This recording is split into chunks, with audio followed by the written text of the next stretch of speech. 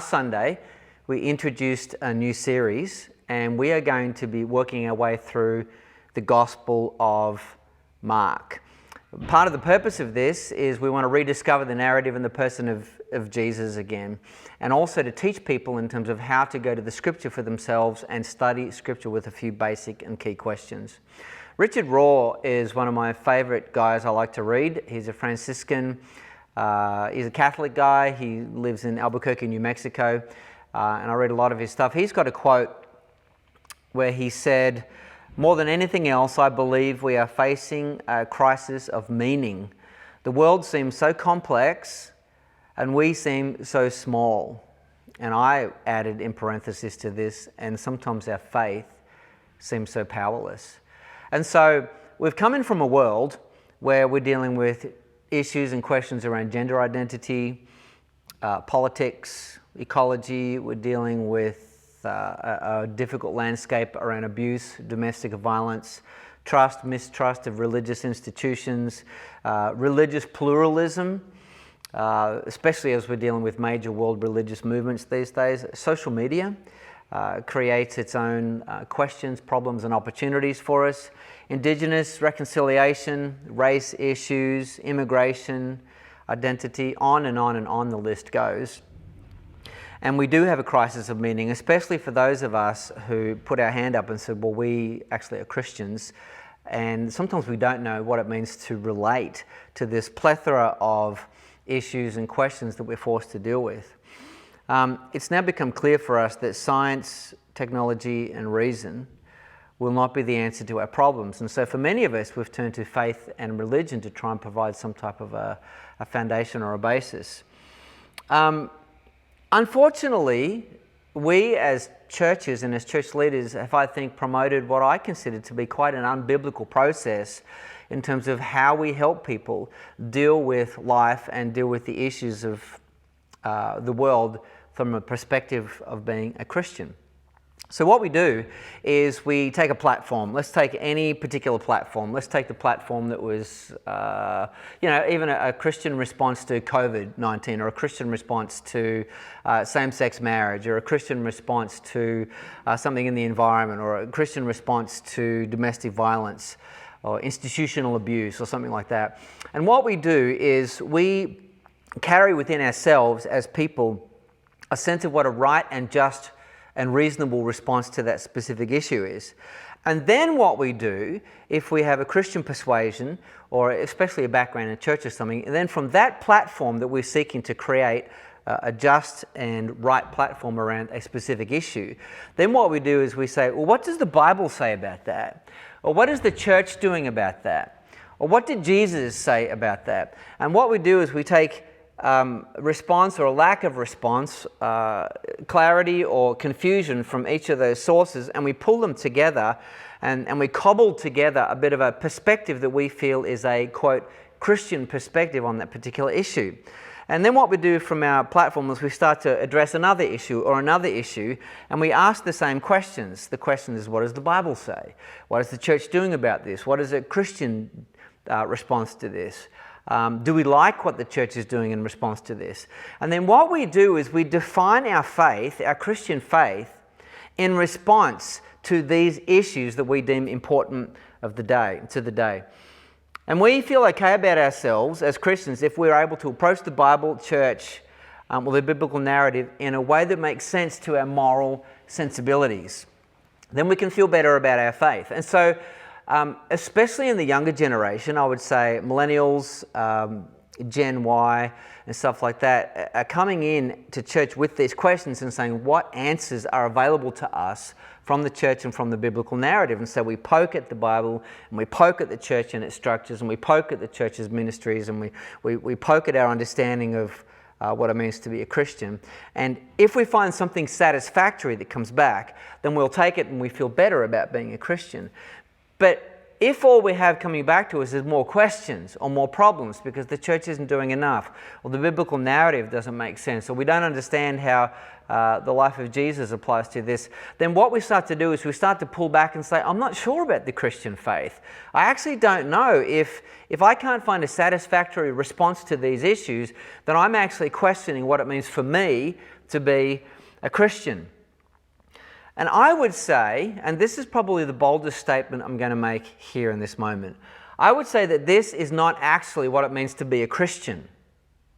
I would say finding a Christian response or a biblical response to these things, issues, and as important as they are, is not what it means and to be a Christian. It's not how we can define ourselves to be a Christian.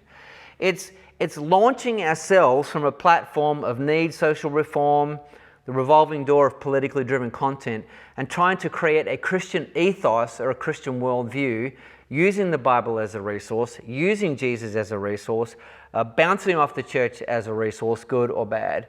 And it's what I've called sinking faith. Now, let me spell that for you. It's not S-I-N-K-I-N-G. This is actually a specific play on words I'm trying to make here. Sinking as in S-Y-N-C-H-I-N-G. Sinking, where we pull a little bit here, we pull a little bit here, and we try to syncretize it and synthesize it and try to create something that makes sense to our moral sensibilities and our faith. And then we define that as what it means to be a Christian. I would actually say that that's exactly the opposite process to what the Bible teaches us to do. And we've got a lot of examples of people in the Bible who actually did this. For example, the Zealots.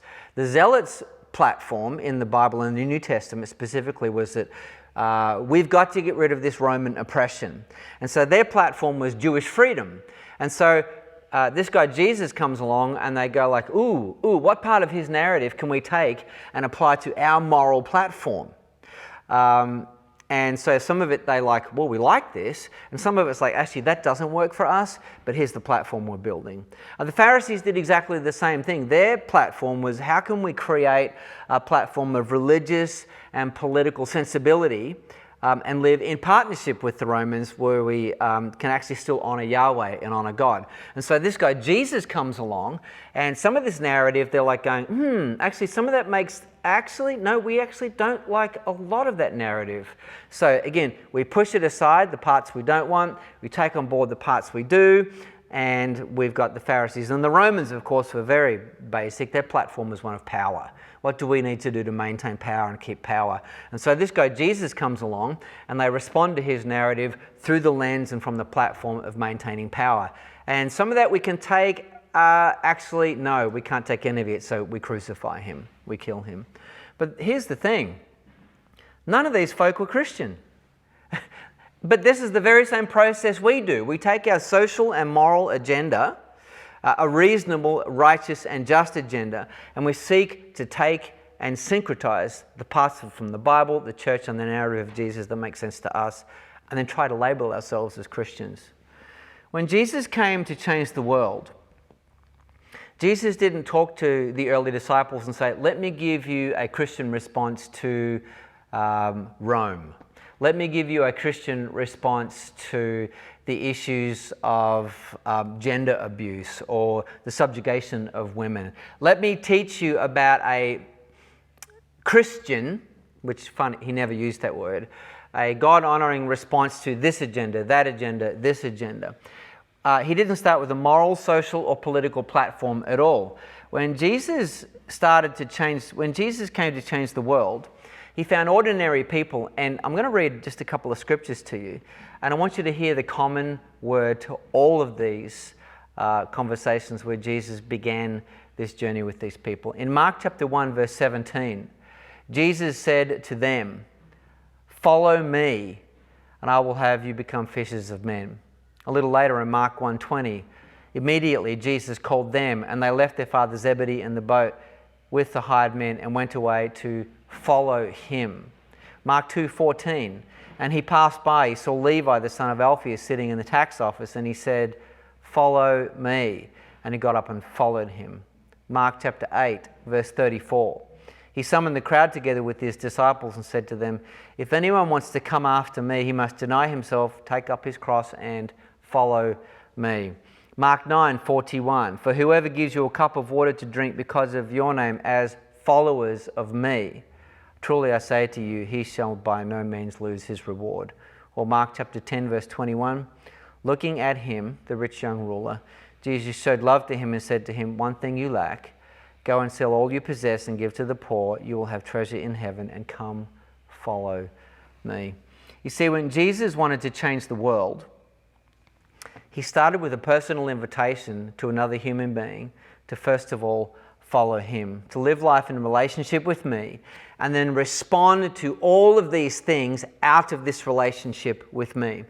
There's a famous Jewish blessing, which you may or may not have heard, but it's the blessing of a disciple here that says, "May you be covered in the dust of your rabbi." So this is a very physical reminder of what it meant to be a rabbi and have followers back at the time of Jesus. The rabbi would walk around. The roads, of course, were very dusty, and everywhere the rabbi went, dust would follow him. And the disciples of the rabbi would follow, and they would follow so close that at the end of the day, they'd be covered in the dust of the rabbi. And this was a part of the blessing and the understanding of what it meant to be a disciple of the rabbi, was to say, "May you be covered in the dust of your rabbi." And that's what we have essentially forgotten as Christians. This is the Christian narrative. It means we engage the world, doing so from the center of gravity, where we are living in proximity to Jesus. And so what we've done in the church is, instead of inviting people into relationship with Jesus to be covered in his dust and to follow him and then address the needs of the world, important as they are, from that perspective, what we've done is we've tried to educate people around issues, and we've tried to be reasonable, and we've tried to have a good political response, and we've tried to leverage that opinion in the marketplace or on social media or whatever. And we've actually said, if we can respond to those things reasonably, then we can feel good about what it means to be a Christian. That's unbiblical Christianity. Biblical Christianity starts with the simple invitation that says, "Come follow me," Jesus says.